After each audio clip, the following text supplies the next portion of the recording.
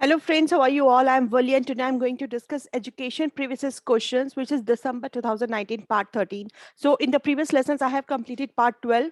So today I'm going to start from the question number 91. So this is unseen passage questions. So the question is according to the author, humanistic ideals are ये वाला question हम next उसमें करेंगे ताकि क्योंकि थोड़ा सा general एक पूरा पर्सपेक्टिव लिया गया है पैसेज का। तो अगर हम आगे के क्वेश्चंस कर लेंगे तो ये क्वेश्चन लास्ट में करना आसान हो जाएगा हमारे लिए। तो इसलिए हम जो स्टार्ट करेंगे वो 92 से स्टार्ट करेंगे। The function of imagination, unseen passage में पूछा है फंक्शन ऑफ इमेजिनेशन क्या है। तो हम पढ़ते हैं unseen passage. First of all हमें देखना है कि इमेजिनेशन वाली बात कहाँ कही गई है, फर्स्ट पैराग्राफ में, सेकंड में या फिर थर्ड में। सो इमेजिनेशन को लेके या यस, इन्होंने फर्स्ट पैराग्राफ में बात की है, imagination like any other kind of creation is not making something out of nothing but reshaping and recombining in a new way what is already known. That means कि imagination को क्या बोलते हैं कि imagination जो है एक दूसरी तरह का creativity है कि आप is not making something out of nothing, कि आप कुछ भी नहीं बना रहे हो लेकिन कुछ कर रहे हो, but किस ना कुछ reshape करना, किसी भी चीज को रिम्बाइन करके कोई भी नया तरीका अपनाना, what is already known, जो कि आपको ऑलरेडी मालूम है। तो क्वेश्चन में क्या गिवन है हम देख लेते हैं क्या क्या ऑप्शन हमारे पास हैं। इमेजिनेशन का फंक्शन जो इन्होंने दिए हैं वो क्या दिए, रिकम्बाइन करना दो थिंग्स को जो आप ऑलरेडी जानते हो, या बनाना making something out of nothing, या फिर रिफॉर्म करना एंड रिकम्बाइन करना, या फिर रिफॉर्म करना एंड रिकम्बाइन करना न्यू न्यू वे। तो मतलब इन्होंने बहुत अच्छे से बहुत क्लोजली क्वेश्चन को पूछा, तो एक बार देख लेते हैं। Yes, reshape and recombining in a new way, ये स्टेटमेंट पूरा में देखना होगा, हम खाली एक चीज देख के आंसर नहीं टिक कर सकते। तो रिफॉर्मिंग एंड रिकम्बाइनिंग, रिफॉर्म का मतलब रीशेप करना and recombine in a new वे, तो यही इसका आंसर होगा। तो अच्छे से देखना होगा क्वेश्चन को करने से लिए, एक तरह से हमारे बहुत प्लस पॉइंट्स होते हैं क्योंकि अनसीन पैसेज से क्वेश्चन करना बहुत आसान होता है, लेकिन देखना भी बहुत अच्छे से पड़ता है कहीं कोई गलती ना हो जाए। The question is the correspondence between knowledge and reality, किस चीज को इम्प्लाई करता है, मेकिंग ऑफ वैल्यू को, मैकेनिकल एक्ट को, क्रिएटिव प्रोसेस को, या फिर कॉग्निटिव वैल्यू ट्रुथ को। तो एक बार देख लेते हैं हम। क्वेश्चन है correspondence between knowledge and reality. Knowledge और रियलिटी के बारे में फर्स्ट उसमें ही दिया गया है, there is no shortcut to knowledge, कोई शॉर्टकट नहीं होता नॉलेज का, जस्ट बिकॉज रियलिटी क्या है, हमारी क्रिएटिव एक्टिविटी है। Knowledge to correspond to it must in turn be a creative activity. I think this is the answer. Correspondence करते हुए नॉलेज और रियलिटी के बीच में creative process, making of value, mechanical act, या फिर कॉग्निटिव वैल्यू ट्रुथ। यहाँ इन्होंने बात की क्रिएटिव एक्टिविटी की, that means this is a creative process. Reality क्या है, क्रिएटिव प्रोसेस है, तो इसका आंसर हो जाएगा हमारा थर्ड। नेक्स्ट है हमारा 94th question, standard of value differ because of, जो हमारे स्टैंडर्ड्स हैं वैल्यू के वो किस चीज में डिफर करते हैं, डिफरेंस इन सोसाइटी की वजह से है, कन्फ्लिक्टिंग वैल्यूज इन सोसाइटी की वजह से, कन्फ्लिक्ट इन पर्सनल वैल्यूज की वजह से, या फिर ऑब्लिगेशंस ऑफ सोसाइटीज की वजह से। जो हमारे स्टैंडर्ड, हमें ये देखना है ये कहाँ लिखा हुआ है, standards of value differ because of, standards of value, ये रहा वैल्यूज यहाँ आ गया। सोसाइटी जो होती है रिपोजिटरी होती है सारी वैल्यूज की, the ultimate arbiter of truth, goodness and beauty, the good, the true और the beautiful is just what society establishes as the standard, जो सोसाइटी ने ऑलरेडी एक स्टैंडर्ड को स्टैब्लिश कर दिया है। We know in history only societies and therefore there are different standards of goodness, truth and beauty, and these may conflict. We can of course imagine a single society embarrassing all men. Towards such an imaginary society, men conceive themselves bound by obligations. तो the question is, standards of value किस चीज में differ करते हैं, difference in society, conflicting values in society, या फिर conflicting personal values or obligations of societies. Society जो होती है रिपोजिटरी होती है सब वैल्यूज की, the ultimate arbiter of truth, goodness and beauty, जो हमारी वैल्यूज हैं, is just what society establishes as the standards.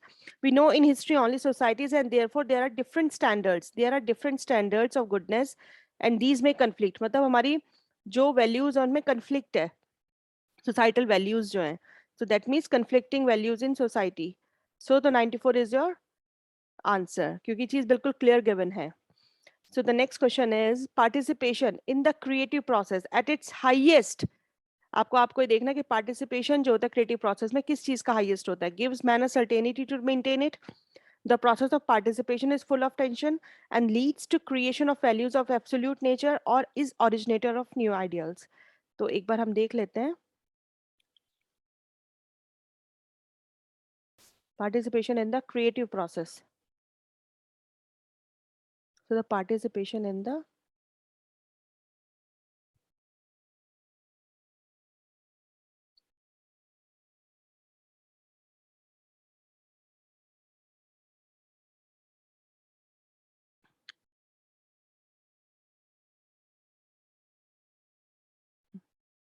ये रहा participation in the creative process. बिल्कुल एग्जैक्ट लाइन लिखी हुई है.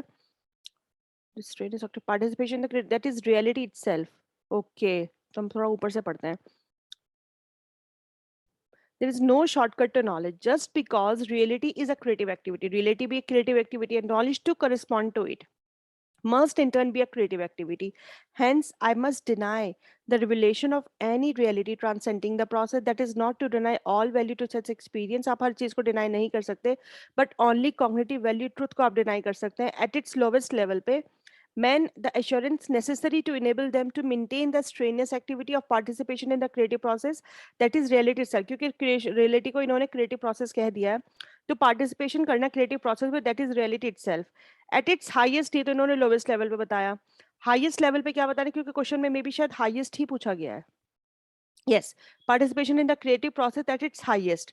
तो highest में क्या है? Highest it as members of an imaginary society that human being may become the creators of new values and originate new ideals of the good and of beauty.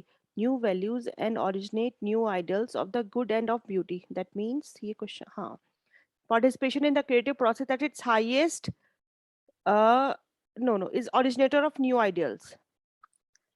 The participation of in the creative process highest level पे पूछा इन्होंने new values and originate new ideals. तो ये आपका answer बिल्कुल clear हो गया, जो कि हमें पैराग्राफ से इजीली मिल गया है. तो 95 क्वेश्चन, एक अनसीन पैसेज के क्वेश्चन हमारे पूरे हो गए, लेकिन हमने 91 को छोड़ दिया था क्योंकि वो पूरा उसका थोड़ा डीप क्वेश्चन था. वो अक्सर उसको उन्होंने फर्स्ट उसमें दे दिया, इसके लिए आपको तब भी पूरा पढ़ना पड़ता. तो question is according to the author humanistic ideals पूछा इन्होंने क्वेश्चन में कि ह्यूमनिस्टिक आइडियल्स कौन होते हैं. फिक्स्ड और फाइनल होते हैं, रिलेटिव एंड चैलेंजिंग होते हैं, एब्सोल्यूट एंड फाइनल होते हैं, फिर ब्रॉड एंड इनकम्पासिंग होते हैं. एब्सोल्यूट और फाइनल, ये देखो, it is possible to see why the humanist ideals is not, इन्होंने यहाँ बोले नॉट, वो एब्सोल्यूट और फाइनल नहीं होते, तो फिर हमारा आंसर कुछ और होगा. फिर the humanist ideal is not absolute और फाइनल.